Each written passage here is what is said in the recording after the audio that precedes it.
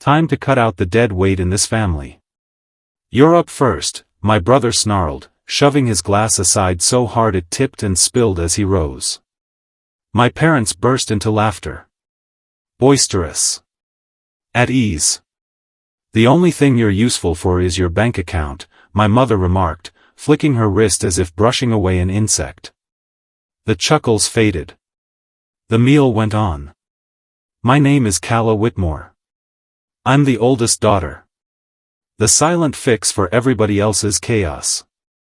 In our household, affection came with a price tag, renewed every month, and I was forever the one footing the bill. We sat around the extended dining table in my parents' home, the very place I'd assisted in remodeling after my father's brief financial stumble. Every seat was filled except the invisible one reserved for thankfulness.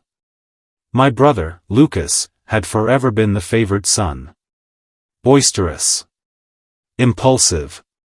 Praised for his boldness, excused for every stumble. I was the opposite. Dependable. Unseen. Don't pretend to be surprised, my father added with a chuckle. You know he's telling the truth. I did know. I also knew exactly how many payments I'd greenlit without a second thought. Rent. Lawyer bills. Urgent bailouts that never got repaid. They labeled it family assistance. I labeled it training. Lucas stretched over the table, eyes gleaming. You'd be nobody without us. Something deep within me finally stilled. No fury. No wound. Only clear understanding. I placed my fork down with care. All right, I said. My mother's brow creased. All right, what? I rose, slid into my coat, and felt lighter than I had in ages. As I approached the door, my phone hummed in my pocket, a reminder I'd programmed months earlier, back when I still thought devotion counted. I checked the display and allowed a small smile. Actually, I said, not looking behind me, you're correct.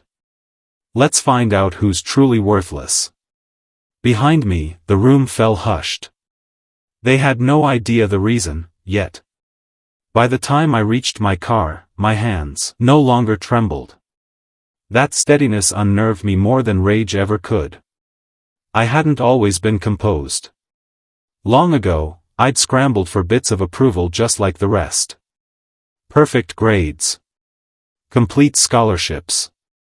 A career solid enough to lend support. Support turned into instinct. When Lucas messed up, I repaired it. When my parents spiraled, I sent funds. Quietness became my exchange rate. Dependability became my identity. They preferred me most when I asked for nothing. Lucas once teased that I served as the family's backup reserve. My mother found it hilarious every time. My father termed it sensible. None of them registered how my existence contracted to fit their demands, skipped getaways, delayed romances, a savings balance that drained itself whenever Lucas chased a fresh scheme. That evening, as I drove home, recollections arranged themselves tidily rather than stinging. Habits become obvious once you quit expecting transformation. At a stoplight, my phone vibrated once more. Not another prompt. Verification. All the discreet preparations I'd made were now live. For the first time, I didn't sense I was abandoning the family. I sensed I was allowing them to stand unsupported. And that marked the start of genuine strain. The calls flooded in the following morning. Lucas left 3 increasingly strident voice messages before 9. My mother texted next, quit the theatrics. Phone us. I ignored it. I headed to the office, endured meetings, replied to messages, and experienced an odd detachment from my own identity, as though the name belonged to another person. By midday the mood shifted. Lucas appeared at my workplace without warning, striding the reception area as though he ran it. What have you done? He hissed the moment I stepped out. His usual assurance had fractured, leaking dread. I paused. What have I done? I echoed. Stop repairing the damage you cause. His cheeks flushed. You can't simply withdraw help. Dad relies on you. That term, relies, hit hard. Relies like an entry in a ledger. Like an assured line of credit. You'll be sorry, he muttered, voice dropping. We're blood. I nearly laughed. Instead I observed him depart, posture rigid, already dialing on his phone. That night my father rang. No hello. Merely a command. Send the funds back. Immediately. I glanced at the framed picture on my desk, younger me, grinning too widely. No, I answered. The quiet on the other end felt fragile. You believe this is some kind of lesson? He eventually asked. I ended the call mid-sentence. Beneath my composure, an unchangeable shift had begun. The public shaming arrived 2 days afterward, complete with an audience. My mother organized one of her meticulously planned family lunches, designed to reinforce who fit and who didn't. My invitation arrived last, via message, almost incidental. I attended regardless. Not to mend fences. To witness. Midway through sweets, my father cleared his throat and rose, lifting his glass. We have an issue to discuss, he declared, gaze fixed on me. Kala has chosen to desert this family. Murmurs spread. Faces pivoted.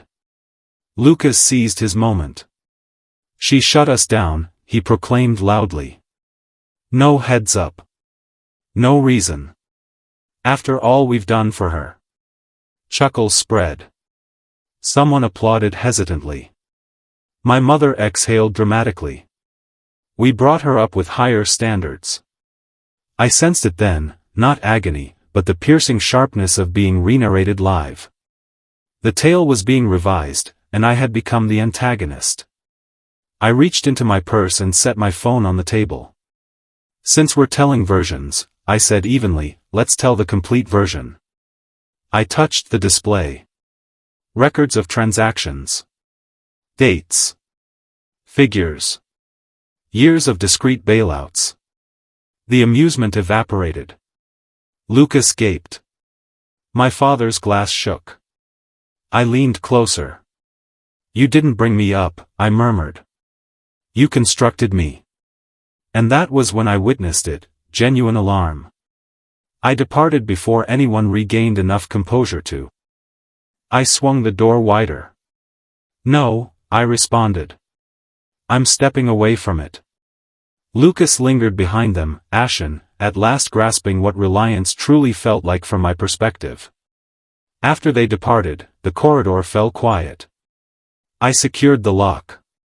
For the first time my finances remained where they should. The breakdown didn't strike instantly. It unraveled gradually. Lucas phoned less frequently. When he did, the hostility had vanished, supplanted by something diminished. He posed inquiries rather than issuing commands. My parents ceased extending invitations to events they could no longer finance. The residence appeared for sale. Discreetly. No fanfare. Merely a listing I discovered online one evening. My father eventually requested a meeting. We faced each other in a cafe he once cherished. He appeared diminished. Frilier. You might have given us notice, he remarked. I did, I answered. For years. He gazed into his cup. We never imagined you'd actually halt. There it stood. Not regret. Presumption. When Lucas arrived tardily, he avoided sitting next to our father. He selected a seat opposite me, palms together like a pupil awaiting evaluation. I had no idea the extent of what you handled, he said softly. I accepted his sincerity. That realization stung most. I rose, covered only my own beverage, and walked away, neither resentful nor triumphant. Merely complete. And I understood one final reality still lingered, ready to emerge. The true revelation wasn't their struggle in my absence. It was my flourishing. Months afterward I crossed paths with my mother in a bookshop. She appeared taken aback. As though she'd anticipated me diminished. Destitute. Remorseful. Instead I stood chuckling with a companion, selecting a book for a journey I'd finally scheduled. "You look well," she observed. "I am," I replied. She lingered, expecting continuation. An offer. A connection. A reversion to former patterns. I offered nothing. What they forfeited wasn't funds. It was assurance. The ease of knowing another person would shoulder the repercussions of their actions. That evening I erased the final collaborative file from my storage. A remnant of an existence rooted in duty. I wasn't worthless. I was costly. And they had expended me without consent. I powered down my phone, filled a glass with wine, and observed the city lights awaken, each glowing separately, self-sustaining. For the first time, so was I. Don't forget to like, subscribe, and hit that bell icon so you never miss a twist. Stay tuned to Reddit Tales Times for your daily dose of drama, laughs, and unbelievable stories.